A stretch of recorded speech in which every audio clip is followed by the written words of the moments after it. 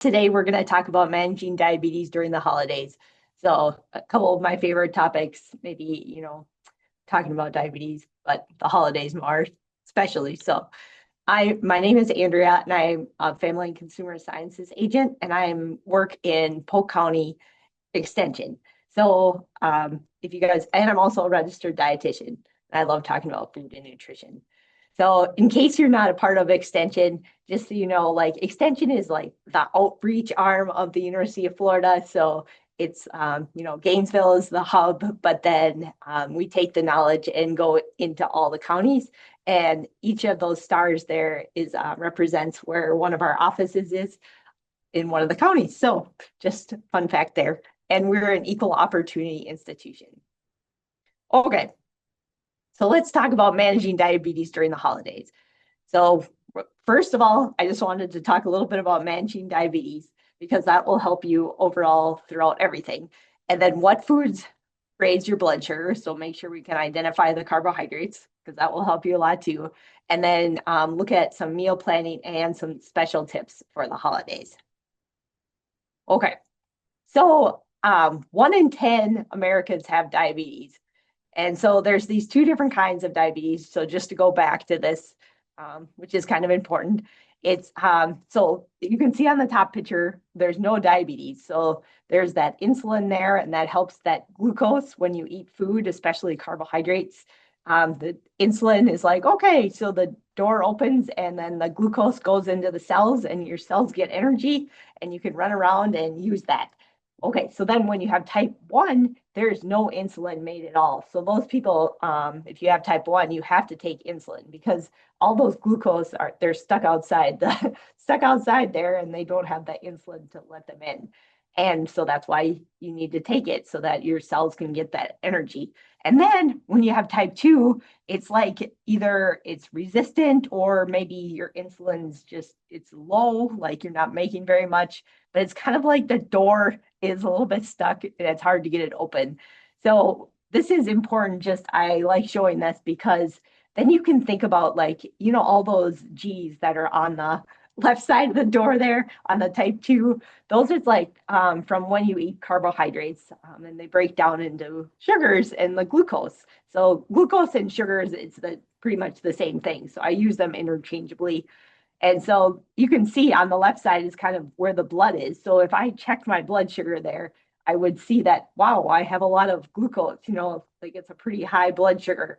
And so what you want to do is when you're eating, is just thinking about that, thinking about how your body's breaking down those carbohydrates, and just try not to have too many at one time because that can be really hard on your body. Because if the door is only opening like a little bit and it takes a long time to get the door open, then they're not going down that fast.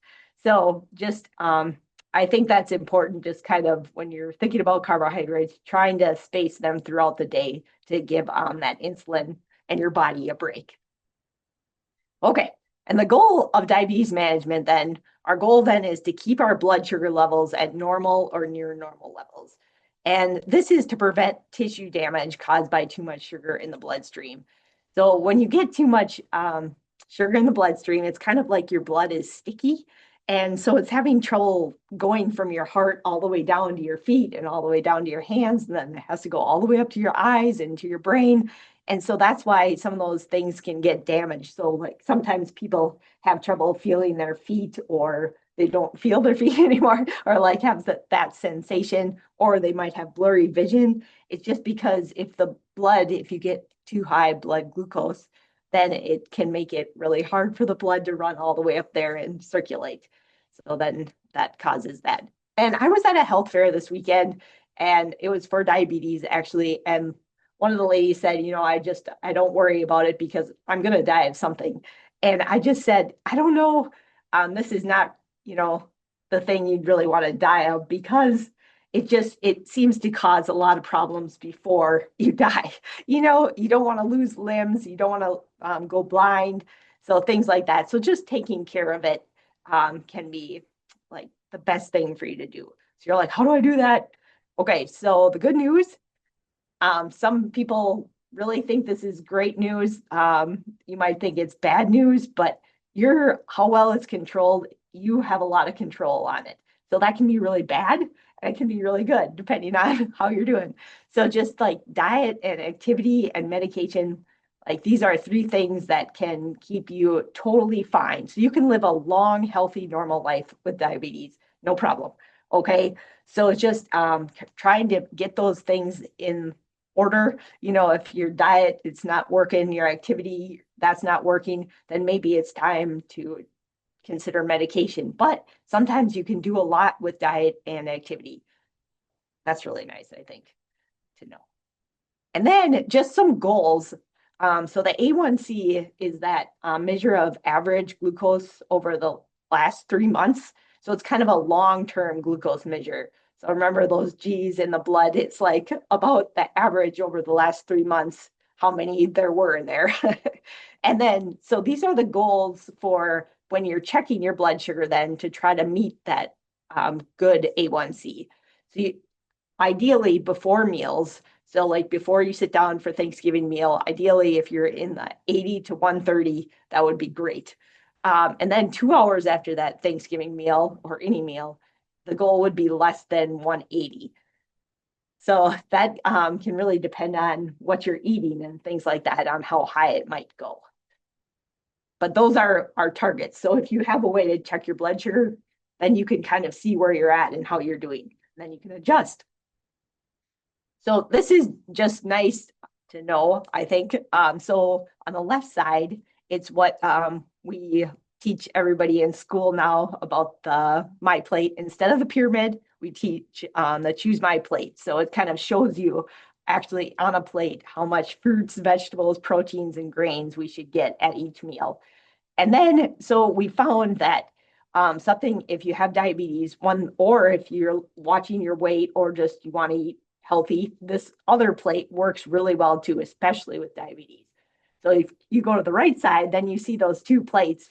And the main thing is that there's half of that plate is made up of non-starchy vegetables. So when you're going to a buffet or you're going to your family's house or you're going to a barbecue, then just looking at that and knowing I want to make half of my plate, those non-starchy vegetables, and trying to like stake out where those are, that'll help you a lot. That helps keep your blood sugar better in control. So just in words, then I can move the next slide. I'm trying. My computer's a little slow. Okay. So you want to fill half of your plate with those non-starchy vegetables, 1/4 with things like potatoes, pasta, corn, rice, beans, and bread, and then 1/4 with lean protein.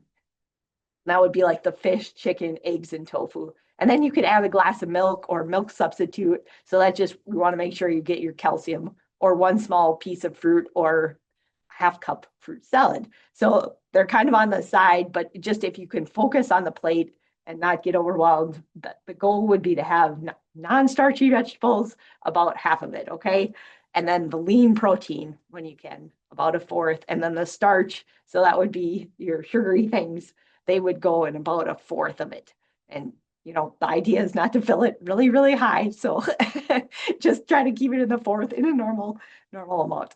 Okay, so here's that plate big. And so I just wanted to say too, that would be the non-starchy vegetables section. We could always try to keep that there because, those don't make our blood sugars go up very much. And they also don't have very many calories, but they help us feel full and they have a ton of nutrients. So that's why we eat them. It's they're just like so good for our skin, for our eyes, like for doing stuff so that we feel really good. So those are like our feel good section there. And then the lean protein, that gives us muscles and is needs for hormones. So it's very important too. And neither of those raise your blood sugar. Non-starchy vegetables, they can if you eat a lot, but lean protein wouldn't raise your blood sugar unless it was breaded. But it's that starch that you have to think about. So you can kind of think, like if I want to have a piece of cake, this double layer chocolate cake here, or dessert, then maybe I should decrease my starch section of my plate to allow for that, because you want to try to keep it even, remember, throughout the day. So just having the same amount of carbs like over the time, over breakfast, lunch, dinner, and eating regularly. And so using this method, then you can win. That's why they made this plate, is they wanted to show people, maybe it can be hard to count carbohydrates sometimes, and you sometimes like weighing food and worrying about that stuff. And sometimes it's overwhelming and just kind of hard. So they're like, okay, how else can we show this? And so this plate can really help. It's kind of a way to keep your blood sugar in check if you were to go with this idea. So half non-starchy vegetables, 1/4 of protein foods, and 1/4 of carbohydrate foods. And all you need is the plate. It's pretty great. Okay, so you're like, well, what if I just, sometimes people are saying to me, I'm just going to cut out all the carbohydrates just so I don't have to worry about it. And, that can be okay and that can work. But carbohydrates, they do have a purpose. They're in the food that you eat. They raise your blood sugar, but they also give you energy. And our brain loves carbohydrates. It's the fuel that it works the best on. So that's why sometimes you might hear when people switch to very low carb, you might have some fogginess or just, maybe trouble thinking a little bit. But sometimes that's because your brain is adjusting to a different fuel. And so carbohydrates, like they're most important too for the diabetes to pay attention to, because these are the things that break down into blood sugar. And so what kind of carbs you have also depend on how fast your blood sugar will go up. So just kind of a review again, foods with carbohydrates, they affect your blood sugar level. So what do you consume that has carbohydrates? Does anyone want to write it in the chat? Can you, I don't know if you're eating or if you can write in the chat, but would you like to write, what do you think has some carbohydrates? Breads, beans, good job. Like the dry beans, especially, yeah. Potatoes, sweet potatoes too. Pasta, good job. You guys are great. Yes. Yummy stuff like cakes, crackers, pasta, chips, and rice. You got it. So there's a couple of groups that, hold on, I'm just scrolling through them again. Okay, that you didn't mention. It's like those are the ones we think of all the time. But there's other ones too. Oh, okay, peas, not so much carrots, but you're getting on to the some of the other food groups, which is important. So you got the starches. You're like, I know that all bread, cereal, crackers, those things are, they have carbohydrates. They're going to break down into those G's. And then there's the starchy vegetables. So you guys got that one too. You said potatoes, peas, and corn is the other one we kind of have to worry about. So corn, these are considered the main starchy ones. So the other ones not considered as much. It's sometimes people say, the root vegetables are, stay away from those. They're all starchy. But there's multiple kinds of root vegetables. There's the tubers, which are like sweet potato, yam, yucca. Those are the ones that are considered starchy. And then there's the tap roots, and those are like carrots and beets. And so they have less starch. So it's like the tubers are the ones we really have to watch. And then corn, peas, and beans.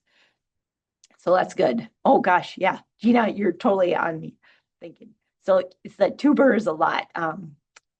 Yeah, carrots pretty okay. They have some, but it's pretty interesting with vegetables. There's kind of a spectrum, like there's a chart I actually saw once where it showed the vegetables, and there's like the ones that have like almost zero carbohydrates.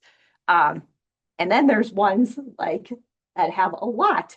And so that's like where the potatoes are, and like corn, I guess, and peas sometimes too. So then it's just like all the other vegetables fall somewhere in the middle. So it's like carrots are like kind of in the middle, maybe here, onions maybe in the middle, and then it's like the leafy greens like spinach. They're way on the left side.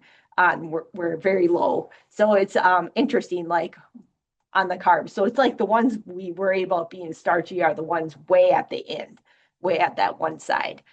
So we got those. So oatmeal, go, yeah, you guys. So it's like some of these are really healthy foods too, any kind of grain. So there's a couple other ones that you guys haven't mentioned, like food groups. Um, yeah, I'm looking through. You guys got the beans though. So green beans, very low starch. So those are like all you can eat, green beans, but the ones you have to just remember have some carbohydrates are the dry beans, and they're really good for you. They found that people with diabetes who eat more beans live longer, so don't stop eating the beans. But does anyone think of any other food groups that have carbs? Yes, you're right. Well, they're good for you, but starchy. What other food groups you think? Yes, you got it. Fruit is one of them. So fruit has carbohydrates too. We don't think of it all the time. We think about the grains, number one, but all fruits and fruit juice. And fruit juice doesn't have that fiber, so it'd make your blood sugar go up faster.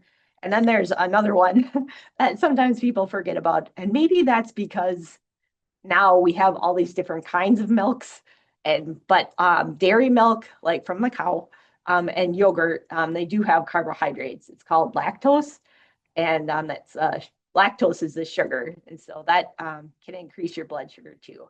So you just have to know when you have a glass of milk, it's kind of like having a handful of rice. Same thing with your blood sugar. And then the sweets, you guys definitely got that one too. Candy, cake, and ice cream. All right, let's see. Okay, you're gonna have to tell me why do you say cheese is bad? I'm trying to think. Oh, dairy. Oh, okay. So that's an exception. I'm so glad you mentioned that. So it's milk and yogurt mostly that have the carbohydrates. Cheese is made up of mostly fat and protein, so it doesn't have very many carbohydrates. But milk is kind of has all three. I guess it has, sometimes it'll have fat, sometimes it doesn't if you do skim, but it definitely has that protein and then the carbohydrates. So that's a good point. So cheese, like, and milk is not bad, and yogurt's not bad either. It just, these are the ones that could increase your blood sugar, but like a good amount of these are very healthy foods. So it's like, if we're going to have starch, like the idea would be to choose like the healthier versions of those because that's what our body loves the most. And that is, so it's like, okay, so when you have carbohydrates, then these three things matter. So they help slow digestion and absorption of the carbohydrates. So, like, fiber is a huge one. So it's like that's why sometimes we say to have whole wheat bread instead of white bread. Like maybe they both have the same amount of fiber or carbohydrates, but one of them is going to have that fiber, and that's going to help slow down the absorption, and then your body can handle it better. So it's like the fiber makes it so that your body has a little more trouble breaking it down, which is good because then all those glucose aren't going to the door at the same time. Because if they were all there like quick, that's like when you drink a soda, they're all like just running. That's hard on your body, and things like that can cause damage then. So then fiber, we want things with fiber, and then we want protein to have protein sometimes with it. So if you are going to have a soda, it could be good to have like it with protein or a fat or fiber. So protein could be like, okay, so I'm having that cheese stick. It has fat and protein, and that maybe help this soda like not raise my blood sugar as much. But the soda is still not good for you. So overall, way better to choose water. Okay, so just thinking about that, then the majority of carbohydrates, if you can try to find them with the fiber, and where does fiber come from? You guys write it in the chat, like where do you even get fiber? That would be important to know, other than Metamucil. But there's certain things that have fiber. Anyone know?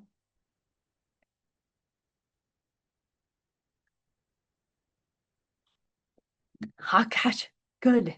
Thank you guys thank you.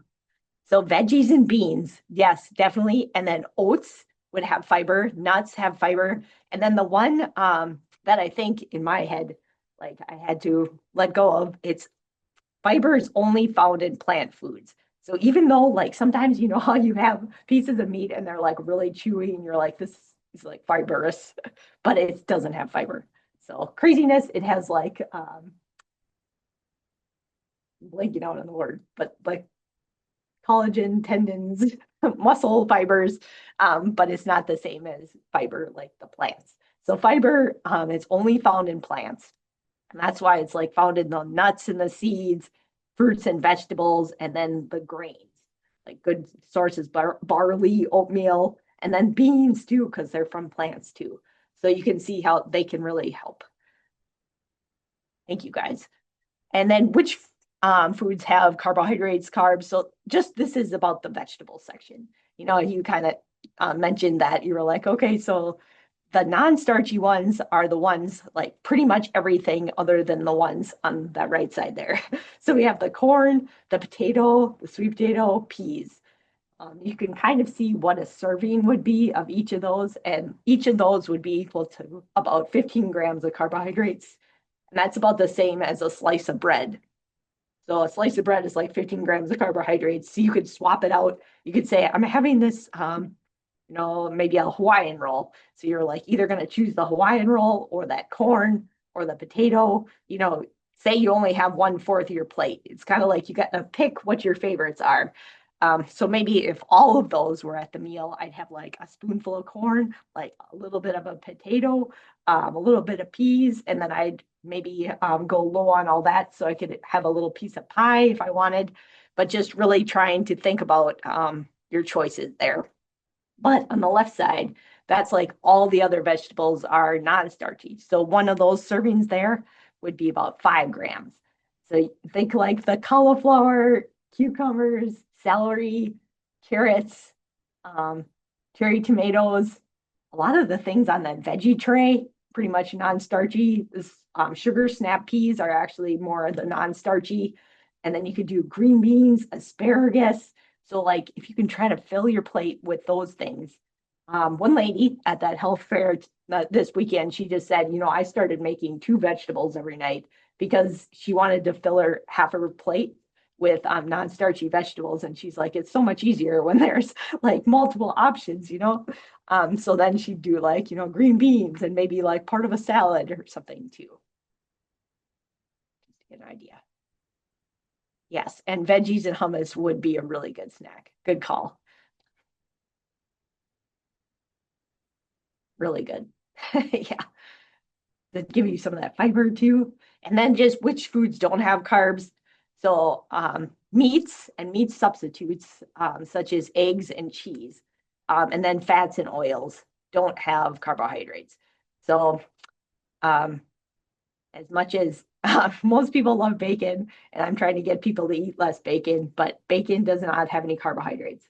So just know bacon will not raise your blood sugar, but either, you know, would spinach. So they're interchangeable, but really just try to remember kind of which things have carbohydrates because that'll help you know which things like how to balance it, how to balance your meal. So it could be good to have a hard-boiled egg in the morning with your piece of bread if you're having a piece of bread because that would give it some, you know, like protein and maybe and a little bit of fat that'll help like stabilize that piece of bread. So if I was diabetic and I was having a piece of bread plus jam, I'd be like, maybe I'm going to rethink this. Maybe I'll start having a piece of bread plus peanut butter because that would have that protein and fiber and some healthy fats. Or I'd have avocado toast instead of jam. So kind of just seeing how you could maybe do that at meals too. And then here's the non-starchy, right? They have little impact on your blood sugar levels. So they're filled with vitamins, minerals, fiber, and the phytochemicals, and just very few calories. So that's why they're such winners. And then here, just a visual of some of the foods with no carbohydrate. So in theory, you would eat these, and yeah, they just wouldn't make any of those glucose, any of the sugars. So they don't break down into that. And then I just wanted to say some tips too. So in general, there are no special diabetic diets. So if your relatives are looking at you and they're like, aren't you supposed to be on a diabetic diet? You're like, there is no special diabetic diet. So it's just healthy, just like everyone else. So try to choose healthy eating choices. And then just one thing that can be really important for diabetes is spacing the meals out or carbohydrate. And I was reading, there's like 7 tips for managing the holidays with diabetes from the American Diabetes Association. So I was looking at that before this presentation. And, just one of the things they said is, don't skip meals because that can be really hard on your body, just like for one, just like on anybody, if you're really, really, really hungry and then you see food, the things that our brain wants to go to first are the brain loves those carbohydrates. So it's like it wants to get simple carbohydrates as fast as it can to the brain if you're really hungry. So then you might go for choices that you maybe wouldn't normally make. And then, you want to keep your blood sugar stable. So if you're going like really low and then you're like high, that's hard on your body. And then, so modifying fat and sodium. And this is because most people with diabetes, they actually die of heart disease. So just, it's kind of like you're like thinking about your carbohydrates, but kind of just really eating healthy overall, because we still have to like think about the fat a little bit and then the sodium too. And I got to tell you guys, the physical activity, that is um, it's amazing what it can do with the blood sugar. So it's like the way you can bring it down. It's kind of like your secret weapon. So if you check your blood sugar and you're after the meal, say you're supposed to be under 180 2 hours after the meal. So I check it and I'm like 300. I was like, oh no. So maybe one thing I could do is go for a walk because that'll help get it down. Or I could do some dancing with my family, or you can try to make some fun tradition where you guys run outside and touch all the trees or something like that. But just really trying to think about how I could get some more physical activity because that will really, really help you control your blood sugar. And another one is checking your blood sugar. So when you check it, you know where you're at and you know if you need to make adjustments or not. Because everybody, I think one thing we're realizing more and more is that everything um, is very individual. So it's like what might affect you might affect me slightly different. So just kind of monitoring it can really help you. And then I wanted to say too, and this is something in those 7 tips from the American Diabetes Association, but just think of self-care too as like number one during the holidays. You got to take care of you. So you're pretty important to a lot of people. So taking care of you is really important. And then because, besides like just the fact of taking care of you is important, when you're experiencing physical or emotional stress, hormones are released that increase your blood sugar. So it's good, good to take time for yourself. All right. And then just another thing too, there's been some studies that have come out um, more so recently, most of them show that if you can try eating carbohydrates last, that can help with your blood sugar control. So I think they're still trying to like tease out exactly what is best, but in general, um, a few studies have found that if you could eat your veggies first and your protein and your fats, or just trying to eat veggies, proteins, fats, kind of having the carbs at the end of the meal, that might help avoid those blood sugar spikes. And then they found too, just a byproduct of it is they might help with weight loss, because if you're filling up, say you eating vegetables and then the protein, and then you're like, actually, I'm not even hungry anymore. And at least you're getting your vegetables in, where other people might be eating their vegetables last, and then they're like, I'm fine. I don't need the vegetables. So just it could be a good thing to try, and maybe just seeing, on you, like how that works. So it's kind of like if I had that plate on the left there, that could be an example of a Thanksgiving plate. So I would eat like the green beans and turkey and the broccoli and the carrots first, and then kind of enjoy most of the stuffing and the cranberry sauce later. And we kind of do it already when we do desserts, because desserts are mostly carbohydrates. But don't think of the good thing at the end. The vegetables, they can be very delicious too. They don't have to be boring. We can put lots of fun seasonings on them. green beans. And then, okay, so here's the whole grains. So this is why you should try to buy whole wheat rolls. Maybe you can make your own like sweet potato rolls or something like that. But just getting that whole grain when you can, or doing half and half if you make your own rolls for Thanksgiving or Christmas. Just the difference between the whole grain is the whole grain has all three parts. So there's like the bran, the endosperm, and the germ. And then the white one, so they take off the bran and the germ, which happen to be very nutritious parts. And that's how we make white bread. So it's just kind of made up of the carbohydrates and proteins that are left, but we're missing out on the fiber, which we know helps manage the blood glucose, and then lots of like really good nutrients like vitamin E and B for using like getting energy. So that's why when you can choose the whole grains, so like that oatmeal that you guys said would be better, or quinoa is a whole grain, brown rice is a whole grain. So if you can make your stuffing with whole wheat bread, no problem, right? You're like, it's gonna dry out. So, and then the other thing would be too, yeah. So rye, that's a good question, or pumpernickel bread. You know, they look dark. So when I was younger, I was like, I thought I would like they were whole grains also, but you have to look at the label. And usually they're not. So you want to look at the first ingredient and look for the word whole. And if it's not there, then you know it's not made up of mostly whole grain. So like if I looked at whole wheat bread, it would say whole wheat. But I'd also want to look for rye bread that says whole rye. Um, so just kind of, or whole corn, like if you get Chex Mix, like that would be a better one to look for than just if it says corn. And anytime you know it says enriched, you know you're getting the white one because they're basically having to enrich back nutrients that they took out.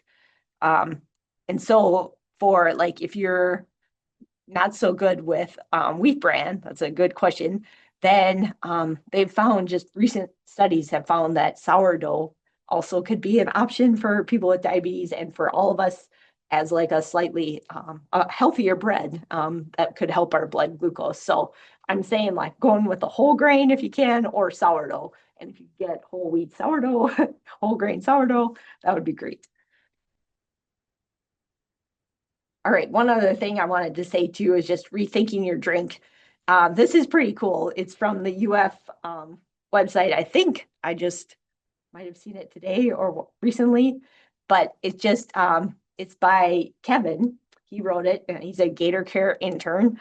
But it had some really good tips on just smarter seasonal drinks.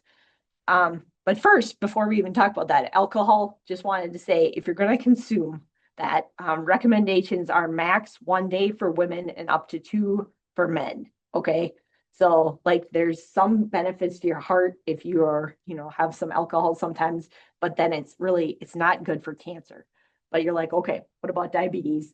So with diabetes, then, well, first, let me just say, so if you're going with 1 drink a day for women or 2 for men or less, 1 drink would be considered about 5 ounces of wine, a 12-ounce of beer, or 1.5 ounces of 80 proof spirits. So women, we get like 1 a day, and men 2 or less. And then, so the problem just when you have diabetes then is substances form when alcohol breaks down in the liver. And these substances block the liver from making new glucose. So usually our liver will help make glucose for us, like the blood sugar, just like when we're sleeping and things like that, when we are not eating. And when the liver is busy with detoxifying the alcohol, it like does not do a good job of also making the blood sugar. So that is why sometimes it can cause your blood sugar to go low. So you think like, oh, drinks like might have a lot of carbohydrates, and then they'd actually raise my blood sugar. And really what we worry about more is that people are going really low just because that liver, it can't do 2 things at one time. We know we can't multitask in our body like that. One thing to know, just like for fun facts, like you might think that a lot of alcoholic drinks are loaded with carbohydrates, but wine and spirits, they're practically carbohydrate free. Only a trace amount of carbohydrates in spirits and roughly 4 grams of carbohydrates in a 5 ounce glass of wine. So if you remember, there's 15 grams of carbohydrates in like a half cup of corn. So it's pretty low. And then the exception is the sweet dessert wines. They have like 14 grams of carbohydrate in a tiny 3.5 ounce glass. So just sometimes like that can be good to know, I guess, but still it's interesting how it can make our blood sugar go really low. And so with all the focus on carbohydrates, one other thing is that it's easy to forget that alcohol also has calories. So it's not like an all you can drink thing. 7 calories per gram of alcohol.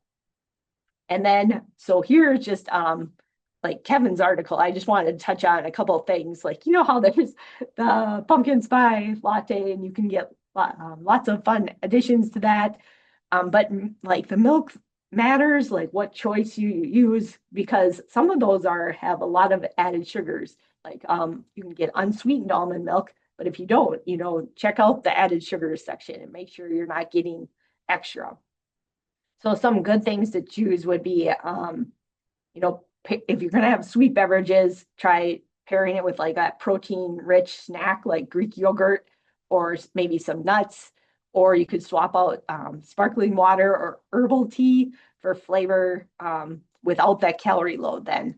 And then, so another tip that he just mentioned is just, to sweeten smartly, try ordering half the syrup, skip the whipped cream, and enhance flavor naturally with cinnamon, nutmeg, and vanilla extract. Like those warming spices, they help create that similar sensation as sweets do. So we kind of can lower the sugar then a little bit. All right. And then I just wanted to show a couple like Thanksgiving or Christmas type of holiday traditions.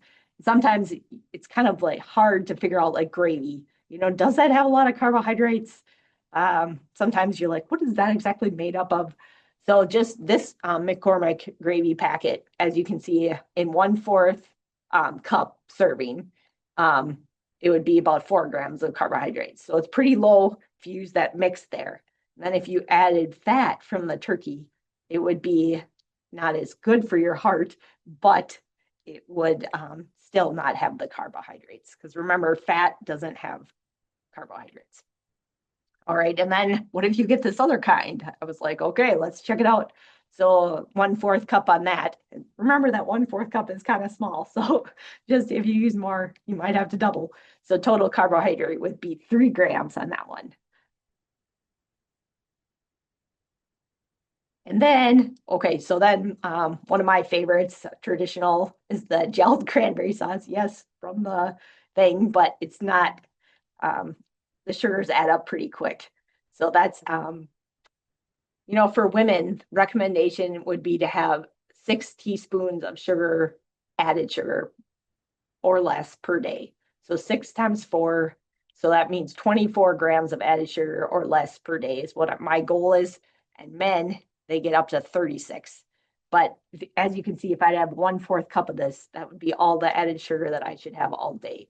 So they really pack it in there. That's probably why I really liked it as a kid.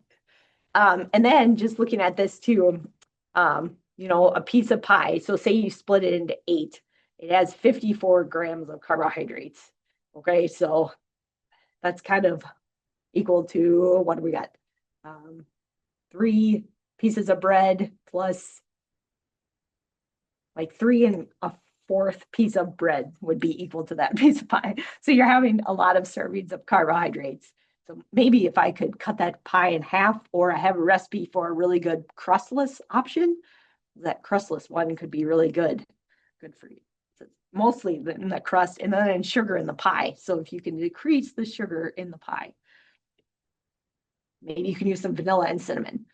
And I wanted to show just, how much carbohydrates are in some of these things. So just like half of an ear of corn would be like 15 grams of carbohydrates. Cabbage boiled, 1 cup of it boiled would be about 8 2 grams of carbohydrates. So you see, and then collards, 1 cup boiled could be like 11 grams of carbohydrates. So it's like getting up there, but it's 1 cup. Mustard greens, there's 6 grams of carbohydrates. A roll, that little roll, about a 2-inch square, right, of a roll would be about 13 grams of carbohydrates. So just that gives you kind of an idea. Um, and then sometimes depends on how your blood sugar is doing, but a lot of doctors or dietitians might say, in general, try to aim for 45 to 60 grams per meal or less of carbohydrates. So that would be about 3 servings. So it's kind of like you could have, like 3 of those baby corns, but then no other carbohydrates. That makes sense. Okay. I see some questions in the chat. I'll try to I know I missed them. Okay. So here just wanted to say that physical activity, if your A1C is high or your blood sugar is high, just moving really helps, because not only does physical activity, it helps that the glucose get into the cells. It helps that insulin open the door better. So that's very helpful so that the glucose can get into your cells. And then it also strengthens your muscles. So whenever you're exercising, you gain muscle. And those muscles actually use blood glucose better too. So it's like the more muscle we have, the more our body is able to use the glucose better. So it's like it's just multiple benefits that multiply, even if you're sitting on the couch, because you have more muscles. So doing some activity, yeah, that can help you a lot. Also helps prevent you from falling later in life and makes your bones strong. Yeah, I'm sure you haven't heard any benefits of physical activity. Okay, but there's a lot. All right. So it's just some holiday tips too. You can definitely still enjoy holiday favorites and no guilt, because this is a special time. So if you do eat it, don't feel shame or guilt or things like that. Just enjoy it, and then maybe move on, and we'll start that activity and less sweets next week. But just trying to, remember the holiday favorites. And if you can, keep your blood sugar in check too, by thinking about exercise is a great way to lower it. If you drink alcohol, limit the amount and have it with food, so then you don't go as low, right? Because we're worried about lows. Avoid the idea of saving carbs for the big feast later on. So it's not remember, that's still going to be hard on your body. So um, yeah, don't just have 0 at breakfast, 0 at lunch, 0 at dinner, and then at midnight snack, you're like, oh, this whole cake, because it doesn't really work that way. So it'd be better if you have just a sliver of that cake for breakfast, lunch, dinner, just easier on your body. So, and then the other thing too, and I know it helps me anyway, is to study all the food options and think about what you're going to have before you put anything on your plate. You know how sometimes you go and you fill your plate with a bunch of stuff, and then you look down the line and you're just like, I didn't even have room for that. So really try to check it out and then focus on, what are the carbs that you really want out of all these things. Sometimes you don't have to have your aunts like this if you don't really like it that much. Um, but and then the other thing would be focus on socializing instead of eating. So just trying to think of the people and station yourself a little far away from the snack bar. And then don't forget the veggies, because they can make you feel full and satisfied. So you have that good full and not the full. All right. So I was just going to show a couple pictures quick. Just here then, if you could look at that, what would be some things that you would know would not have carbohydrates? Those would be the things you'd want to put on 3/4 of your plate there, like the protein and the non-starchy vegetables. You guys see any on there? Yeah, you guys got it. It's that green beans, the ham, and the turkey, and that's pretty much all I see on there, actually. Pumpkin is pretty low too, but looks kind of hard to eat one of those. All right, let's try this one. Well, this one's kind of an example. So just showing how you could, the top one has green beans and the carrots, and then it has potatoes for the starchy part, and then it has the turkey there. And then the other one, they're doing salad for about half of their plate. And their starchy thing is the potatoes again. All right. And this one, let's see here. What do you guys see on here that would be non-starchy that you want to try to fill your plate with mostly? Then you could just choose after that.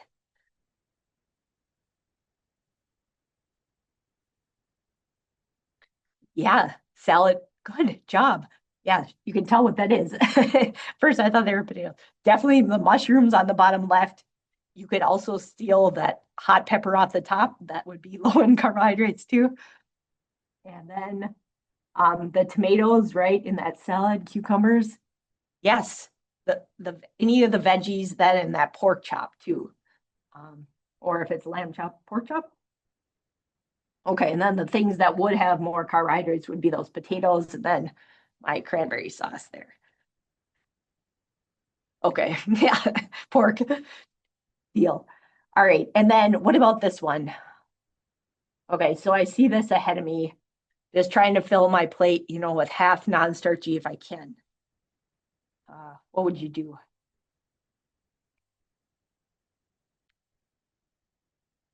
And what do you guys think about olives?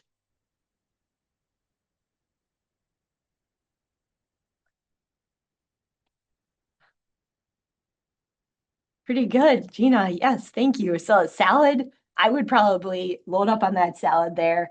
And then olives, if hummus, I would have that too. I think it would have it would have some carbohydrates in hummus because it's made up of beans.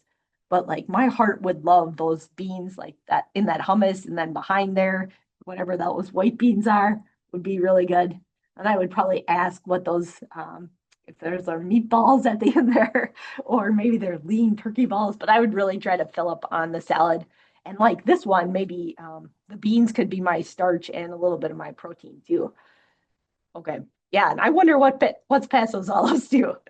Um, yeah. If they're like fritters, then we know we want to pass them up. Okay. And then this one just kind of showing an example of a plate that this is traditional Thanksgiving food, but you might be of a different culture and not have it like this. But I do keep showing this, and I apologize for that. I do know one of my friends was saying she has mole a lot, and she has Hispanic culture, so or they put mole on the turkey. And just here's another example. So don't forget the Brussels sprouts either, which are very, could be really good options. And those are very low in carbohydrates too. So a lot of times I think those are kind of like the main things people have, right? Asparagus, green beans, Brussels sprouts, salad, um, carrots. So those would be like fill your plate. Put some herbs on there. All right, and that's all I have for you guys today. But I really appreciate you guys being here. A small but mighty group.